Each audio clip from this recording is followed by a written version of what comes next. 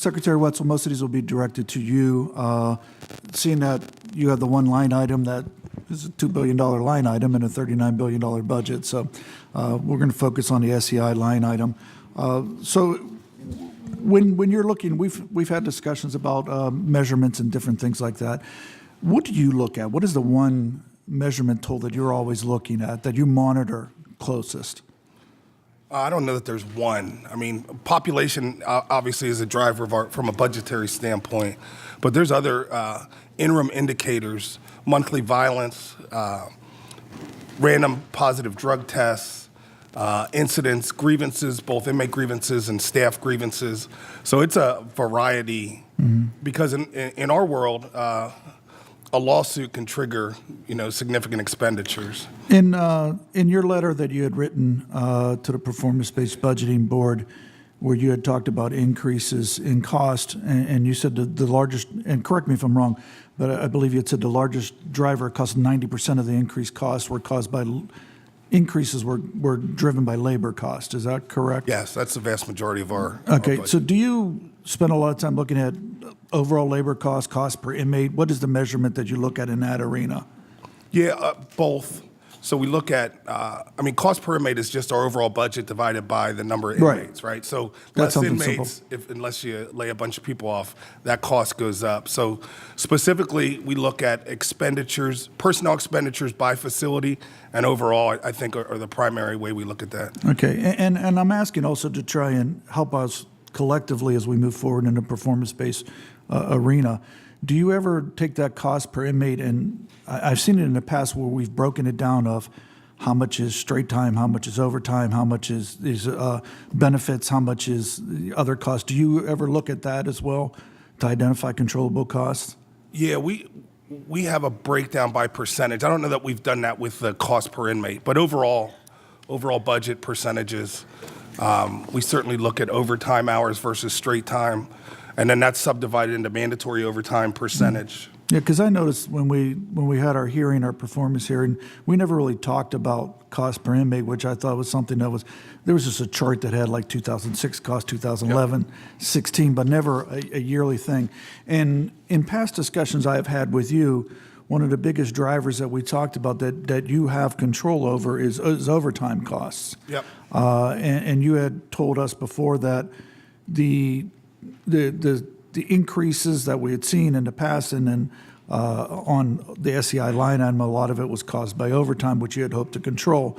First, through some of the closures and things like that, you thought was going to save us money, and our overtime had decreased. It had up until until this year. Yeah. And so, what was and I think we were at $100 million was our high water mark in 14, 15, or 15, It was 16. 106. Okay. Either 103 or 106 million Okay. was our high water mark. And now this year, we're projecting at 113. Is that correct? No, 108 is what we're projecting. I'm sorry? 108 is what we're 108. projecting. All right. Yep. I thought you said 180 for a second. no.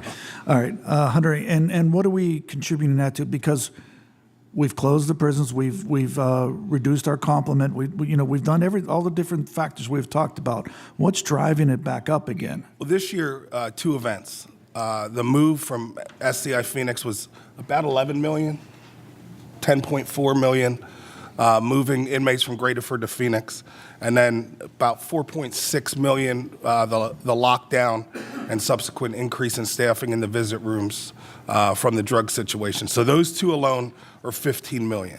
Okay. And do you know what you're budgeting for 1920 for overtime? Do you have an idea? 90. 90, okay. And our overall increase on the SEI line item from 17-18 to 18-19, it went from 1.93 billion to 2.01 billion, and then there was a supplemental of 40 million on top of that. Is that correct? So that increase of over $100 million was more than just overtime cost. What was the other factors that? Sure. In regards to the supplemental, is that what you're asking for? Well, sir? Part of that increase? We increased it 70 million before the supplemental, and then we increased it 40 million with the supplemental more. So the total increase from 17-18 to 18-19 was 100 and some million. Well, 121 million to be exact. Well, some of the things I could comment on. In regards to the supplemental, some of that there was some expenses from the HRIT move from OA. We had some billings there that they had to provide additional funding. That was about 7.7. As the secretary mentioned, in regards to the drugs, the variety of activities we did to stop drugs coming in, that was another 13.5 million. The Phoenix move, roughly they funded us for about 12.8 million of that. And that would equal about the 40 million from that supplemental. And then another 10 million of that supplemental was moved towards the medical fund for increase in hepatitis C treatment. So I have that portion. If I could just quickly follow up, we also have contractual personnel raises. Which I understand is about, I think you testified like 4 or 5% is what you thought it was going to be Yeah. going into the year. Yep. Is that where it ended up being, do you believe? Yes, because the bulk of your percent increases are going to be personnel. Roughly, that's 80% of the total expenditures.